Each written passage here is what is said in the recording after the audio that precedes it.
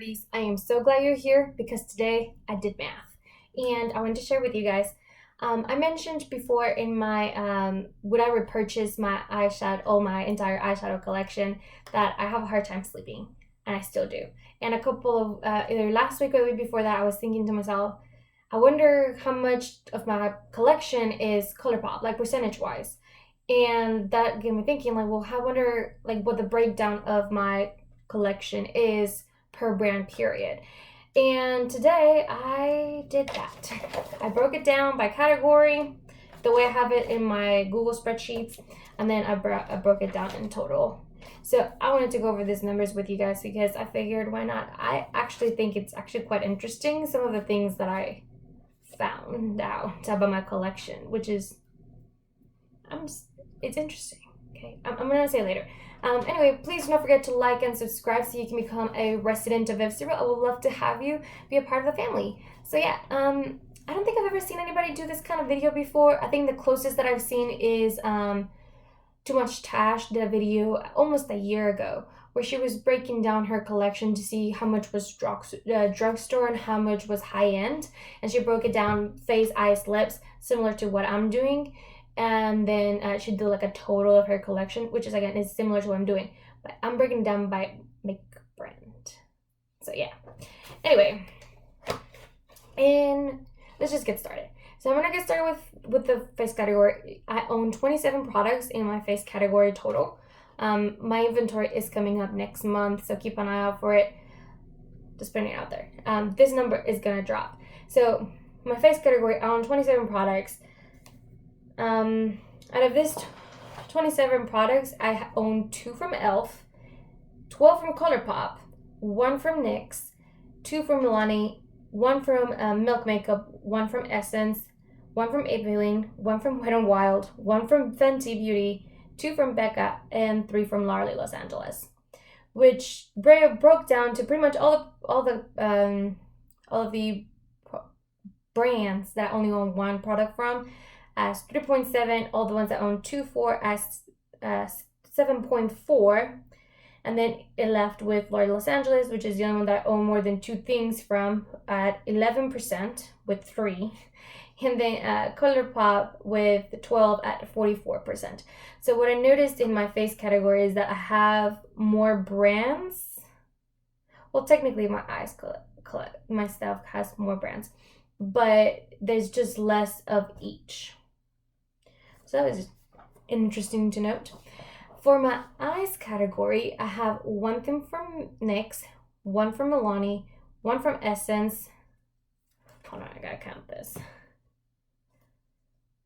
10, 15, 20, 25, 30, 40, 43 from ColourPop. A lot of them are single shadows though. I'm just gonna put that out there. Most of them are single shadows. I have 18 from L'Oreal Los Angeles, 2 from the Sephora collection, 1 from Ulta Beauty, 1 from Tarte, 2 from Morphe, 1 from Pixie, 1 from Persona, and then 4 from Makeup Geek. And I do want to note that like a palette, like an eyeshadow palette's 1, and a single eyeshadow is 1. So that kind of fluxes I'm not counting like every single one of my eyeshadow pans. So I just want to note that, okay? Anyway, so all the products that only have 1 thing from is 1.3%. Then all of the items that I have 2 things from, that's going to be 2.6%. For Makeup Geek, which I own 4 for, it's 5.2%. And then you have L'Oreal Los Angeles at 23.4%, and lastly ColourPop at 55.8%. That's high, okay? High. So let's break it down for lips. So for lips, I have a She Moisture, I have a lip balm from them. That's just 1. ColourPop, I have 16 items. ABH, I have 2. e.l.f., I have 1. Persona Cosmetics, I have 1. Blackheart Beauty, 1. Urban Decay, 1. Bare Minerals, 5. And L'Oreal Los Angeles, 7. There's a big pattern here. This is like a huge pattern here. All of the items I only have 1 thing for, that was 2.8%, which was the vast majority of everything. I had 2 for ABH, and that was 5.7%. For Bare Minerals, I have 5 items, and that was 14.3%. For Los Angeles, I had 7, that was 20. And for ColourPop at 16 was 45.7%. So when I did my entire, like all of the brands actually, what I noticed is that aside from ColourPop and Los Angeles, which I knew were the brands that I had the most items from, I don't own more than 5 things from any other brand. Not one. I own 5 liquid lipsticks from Bare Minerals. It's a huge difference, okay? I'll go over it in a second. But it's one of those things where I only own 1, 2, 3 things from each individual brand. The only thing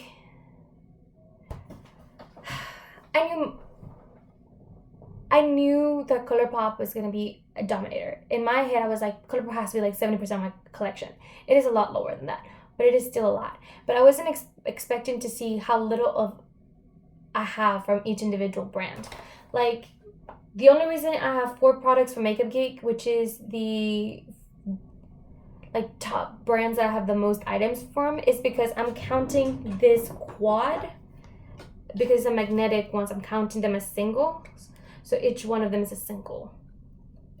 And then I have the 5 liquid lipstick from Bare Minerals, and then everything else is 1, 2, 3 items. I don't own too much from each individual brand, which I wasn't expecting. That really threw me for a loop. I don't know why I'm rambling about this. I'm just gonna get back to the numbers. So overall, I own 139 products. Oh, sorry, I forgot to mention. I own 77 products for my eyes and 35 for my lips.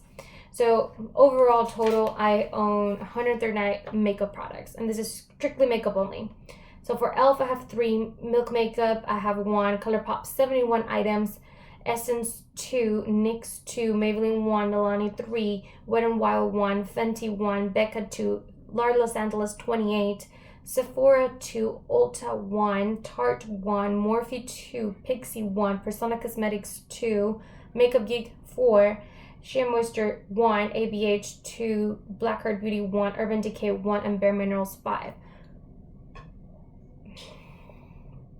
I mean, I stick to the same 2 brands, right?